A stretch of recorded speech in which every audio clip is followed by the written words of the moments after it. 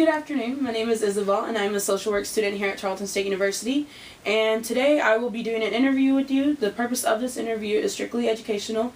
This is actually for one of my practice classes. We are practicing on interviewing clients, and so just practicing our skills, our professionalism, things like that. Today the topic of the discussion will be volunteering. I know you have several experience with that, so I would like to introduce Miss Ritchie to y'all, and this is Miss Ritchie, and if you'll introduce yourself. Okay. Hello everybody, my name is Robin Haggard Ritchie.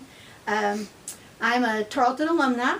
Oh wow. And but I am a resident here in Stephenville, Texas. I've lived here since I was 10 months old, and that's what I do. I volunteer. I'm a professional volunteer. A professional volunteer. So on a day-to-day basis, what do your activities consist of since you do volunteer so much? Okay, the main thing that I do is I'm considered the coordinator for the VA shuttle service, which takes veterans back and forth to their VA doctor appointments in Waco and Temple and Brownwood outpatient clinic.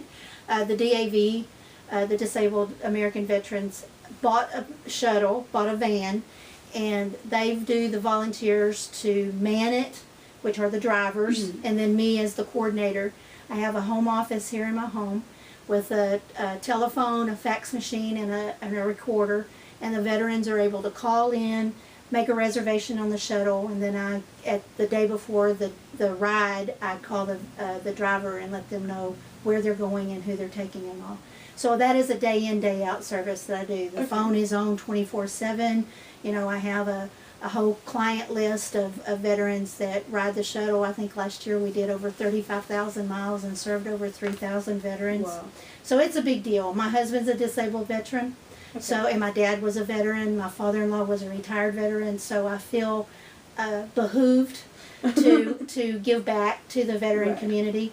In fact, my husband being a disabled veteran is how I was able to go back to school. And as a non-traditional student, I went on what's called Chapter 35, which is a disabled veterans benefits to help their families for quality of life. So I went back when my youngest daughter graduated from high school, and we started college together. Right. And I got my degree in 2004. Wow. So that veteran work is probably my number one volunteer thing that I do. But I'm also a board member at the Stephenville Historical House Museum. I served 6 years as the president, but I remain on the board. And we're a working board, so I do a lot of, we do all kinds of work down there. Right. So when I was president, every day I was doing something business-wide or something that I had to do with the museum. Right. But now that I'm just a board member, then I do things as need and all. But there's people that still call me and ask me questions, historical questions, things like that. My daddy died on the same property in Lincolnville, Texas, that he was born on. 86 years he lived on the same property. So, and I've lived in this home since I was 8. Wow. So roots are deep in Erath County. So the historical or the history of this county and the area is also a passion of mine. I'm not a history buff, but I believe in roots, in who you are, your heritage, you know, and all. And Erath County is just rich with cool history. Right. So that's my passion for that. And then my other volunteerism is I'm a member of service organizations. I'm a member of the 20th Century Club. I'm a member, which is a ladies' organization that does things for the community. Right. Of course, I'm a church member, so I do my church volunteer work. But, you know, and then just recently in the last couple of weeks, we've started and it's a Veterans Affair thing too, where we started a new veteran initiative where we're petitioning to get a veterans clinic, medical clinic in Stephenville or in Erath County. Wow. So I'm starting all over again with a new project. So I just do it all the time. Right. So it's something that you enjoy doing on a day-to-day basis? I do. The main thing I like about volunteering is that I'm not having to answer to someone as far as like when you are an employee, you are really obligated to do your boss's bidding, which is good. I mean, workers are very important. Right. However, I was a stay-at-home mom when my children got up, you know, being raised. made the decision to stop my career. I was working at the MHMR, and that was my passion for ever since I was a teenager. I wanted to work with mentally handicapped folks. And when I started having children, my husband and I made the decision that it was not worth the paycheck to pay for someone else to raise my children. So I made the decision to be a stay-at-home mom. What I did not realize at the time when I made that decision, that we would scatter our children out over such a vast amount of years, in the fact that there's 24 years from our oldest one to our youngest one. Wow. And so my stay-at-home mom became a career too. By the time my youngest got up in school and stuff, my parents were retired and aged. So they needed help with taking them back and forth to doctor's appointments. My grandmother was still alive. She needed help getting groceries and stuff like that. So that's really where my volunteering started, is helping my grandmother, helping my parents with things that they needed. When everybody else was working, I was available to do it. And I felt, and it gives back to me. I feel validated that I'm helping someone. So no paycheck in this area especially has been worth that. But it's important. You know, it's important. Work. So it does, and it makes me feel good about. It's because having that personal experience of having someone who is a veteran living in your household, you say that's what's been your impact, the biggest impact for you to go into volunteering. What is one of the main things that you take back from volunteering other than being able to help others? Well, the service. The service itself, because it's one of those things, if you don't do it, who's going to, type thing. But also in the fact that, and especially when it comes to the veterans, these men and women, and it's unfortunately, that kids, young adults your age, have been, impressed with, Desert Storm, Iraqi, Afghanistan. There's veterans your age. There's soldiers your age. So you have family members that are involved and all. But there was a time in there between Vietnam and Desert Storm, a span of about 20 years, that people were distant from it. It meant somebody else's child. It meant somebody else's brother. It meant somebody else's husband was a veteran. It wasn't as personal as it is now, in the fact that, we've gone almost 15 years of there being foreign service somewhere of the military. And then, of course, the tragedies that have happened, like the Fort Hood tragedy and all, that brings it home that we all feel like we owe, just unfortunately recently the Chris Kyle thing, the patriotism comes to the surface when tragedies like that happen. But my deal personally is these men and women signed that dotted line that they were willing to give their life for me to be fat, dumb, and happy here in Steamville, Texas. Don't even know them, but they don't know me. My husband is one of those people. My father was one of those people. My father-in-law was one of those people. So the service part of it is, if I can make some veteran's life a little bit more comfortable, a little bit more validated that their service meant something to somebody, then I feel like it's not in vain. And that's where I get my stimulation from. And that's something that I can relate to too. Going into the social work profession, I'm all about being able to help others and being able to give back to someone else that I may not know them personally, but the fact that you can help them out in some way and give them a little bit piece of what you have, give them a little bit of your knowledge and stuff, can go a long way with them. And that's a level that I can relate on you. I'm not really exposed to the issue of veterans or anything like that. I've never had personal experience with them, so hearing what you have to say about volunteering with veterans, it's something that opens your eyes and puts you in a different genre of something that has affected you I've maybe never seen. So, it takes a village. That's an old saying, it takes a village. When I mentioned earlier about me working at the MHMR, I had a brother. I was raised with a brother. I'm the youngest of the family. But I have a brother that was 8 years older than me that was born profoundly retarded. And I realized the R word is, not socially acceptable, not politically correct nowadays. But when I was being raised, he was labeled mentally retarded, profoundly mentally retarded. He could not walk, he could not talk, he was profound. And he was in our home until he was 14, and then my mother's health started failing. And when I was 6, he was placed in what used to be called Abilene State Abilene State School, a MHMR institution, state school. It's changed its names now. It's more politically correct, you know, and all. But he was 14, I was 6. Right. So that impressed me, how I was raised. You know, my dad never ate a meal that William Cecil didn't eat first.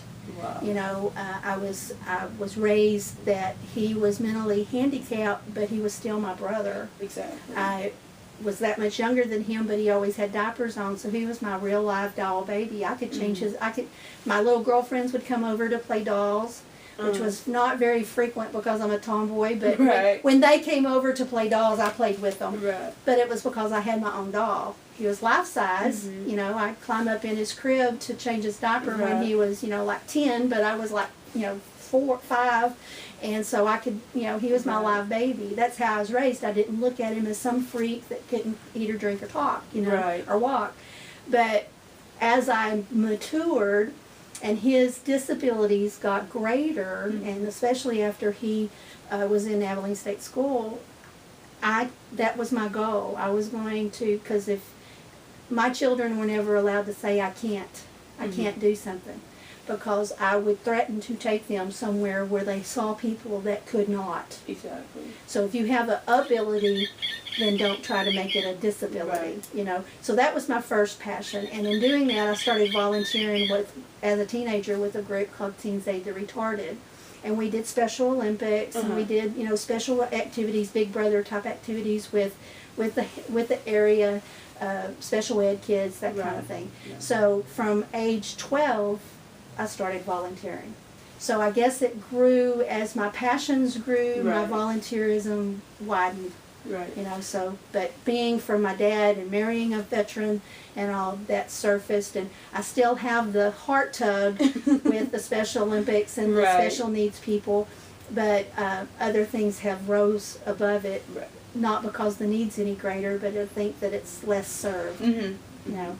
What attracted you to volunteering? I know you said you started at the age of 12, and that's such a young age. Most children at the age of 12 are thinking about going out and playing with friends, or maybe going to a local movie theater nowadays. But at the age of 12, what was that like?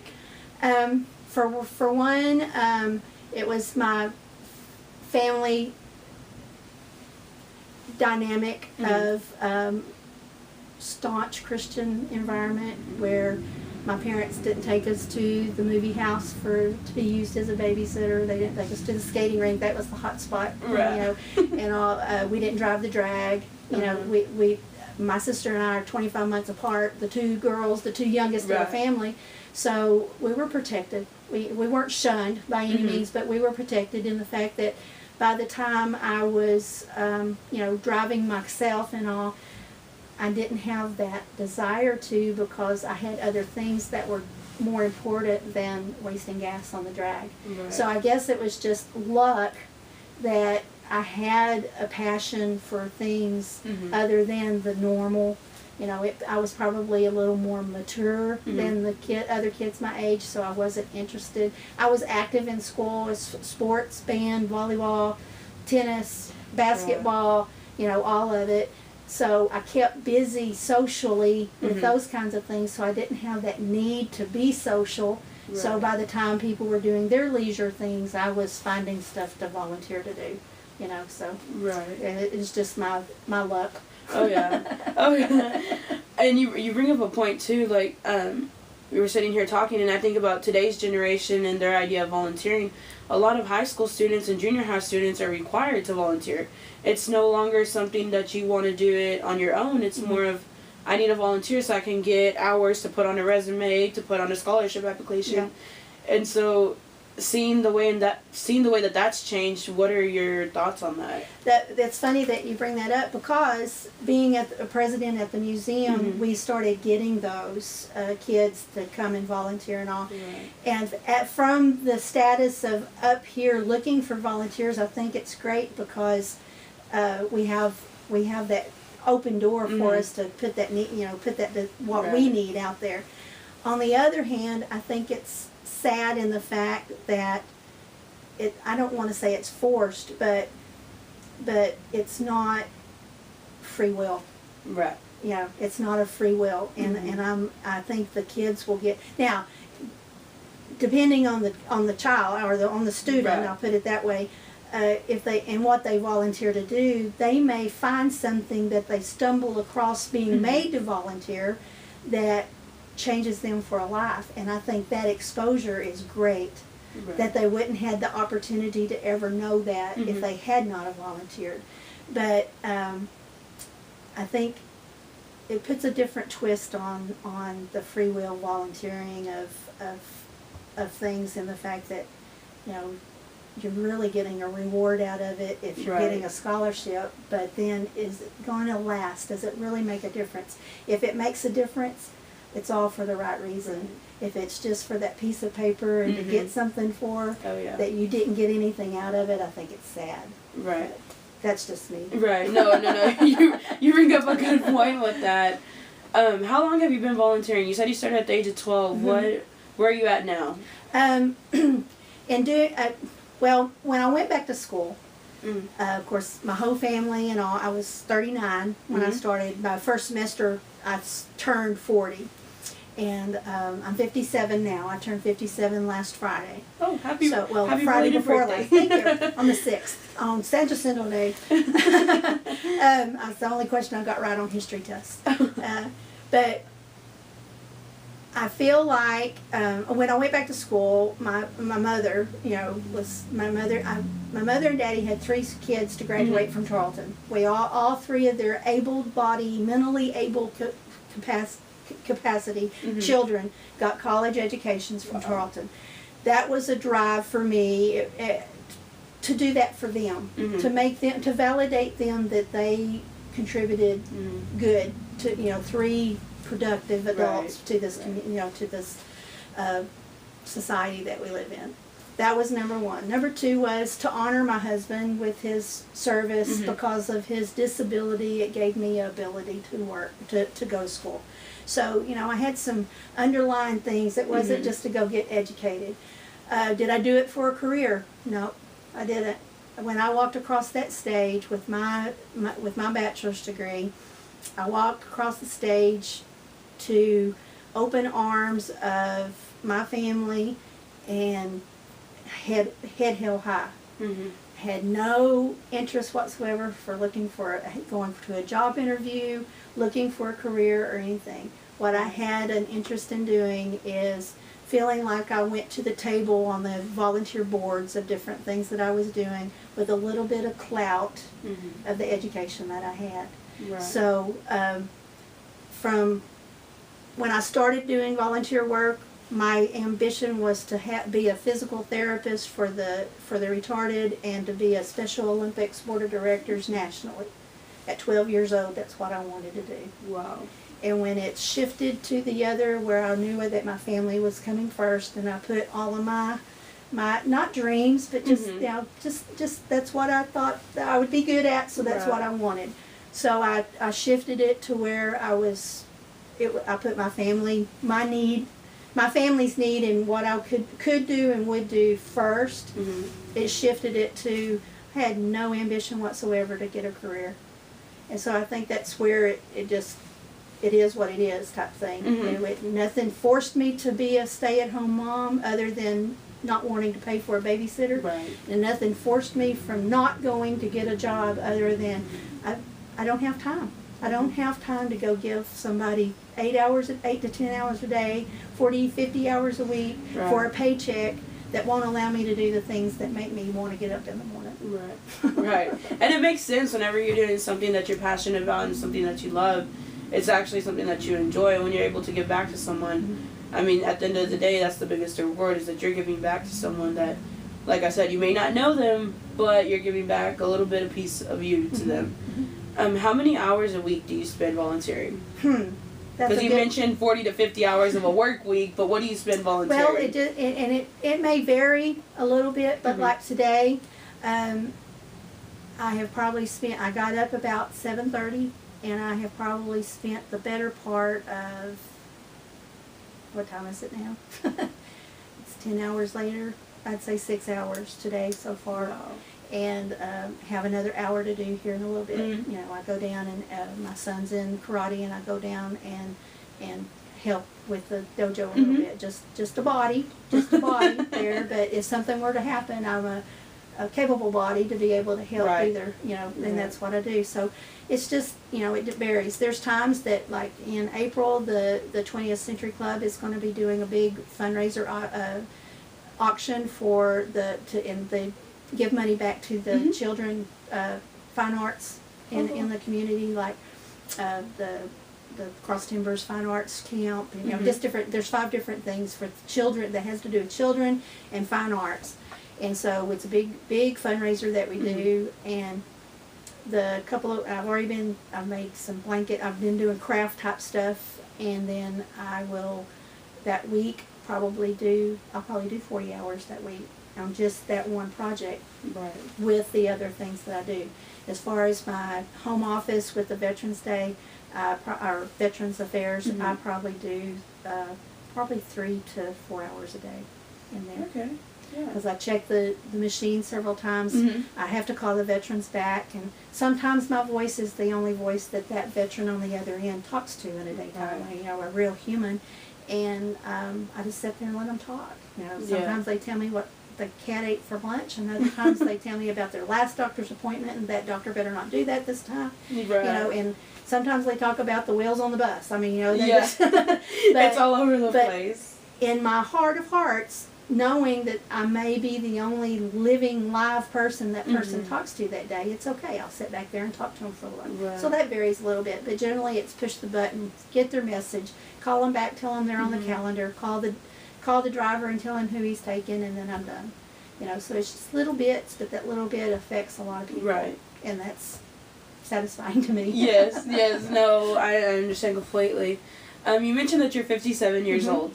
Has your age ever played any role in your ability to volunteer? Has it caused any limitations for you? Only when I want it to. Only when you want it to? No, it is not. It is not. I have just recently started having a heel. I've got a pulled Achilles heel and a bad knee, and it slowed me down, but it didn't. You know. Not too awful much of the stuff I do is physical, other than just going and going and going and going. You know, I'm still capable of lifting and, you know, and all that stuff, and when I have to, I do. But at the museum in October, I'm the chairman over the Bygone Days, which is our historical, or our heritage day, and we dress up in 1800 clothes. Oh wow! And we're not as restricted in our dress today as they were back then. And I wear, as a lot of times my footwear affect my heel and my knee, but I'll do it all day long, and then I'll take the next 3 or 4 days to recover from it. But I still get done what I have set out to do. If I was having to do physical stuff, it probably would have, but because I've been able to just do it at my pace and do it at my will, my age, I'm on the board at the museum. I'm one of the youngest ones, so it makes me feel good, you know. And the same with my veterans. When we ever do anything with the veterans, we're under one roof. Of course, they all want to meet me, because a lot of them, I don't know them by face, I know them by name, and they'll want to meet me and everything. And I'm a good 15, 20, 40 years younger than a lot of them too, so I don't feel old. I only feel old when I do stuff with the kids. What age group do you volunteer with? How old are usually these veterans that you work with? Well, up until about 6 months ago, they were all very elderly World War II Korean veterans. Oh wow! Some Vietnam veterans have come in there, which they're in their mid to latter 60s now, so even they are getting of advanced age, but they're not just elderly yet. But there's a real push right now to get some of the younger veterans, I'd say the 25 to 40-year-old veterans involved in stuff. And also I've been, just left one just a few minutes ago that's 39. you know. So that is changing. Now the museum, it's great because I deal with the people that want to come tell me their life history that are 101 years old, you know, and they were I can remember when we got electricity, and that's grand. And then we have a summer camp that we do, that we work with kids that are from 2nd grade to 5th grade, and so we get to introduce history to them. And then when we do tours, when we have tours down there and I help with the tours, it can be, I can carry a baby, you know, so, or help the granny with the walker. It's, you know, it varies so much, and that's what's cool about volunteering is that you're not restricted to a genre, you're not restricted to an age group or a population, so you make it what you want. And that I'm that scattered. From helping the veteran or the elderly that can't help themselves to helping the babies that can't help themselves. I'm saying the babies that can't help themselves. There's something else I do volunteer-wise that I haven't even mentioned. Since my son, who's 21 years old, since I was pregnant with him, I have been a breastfeeding counselor.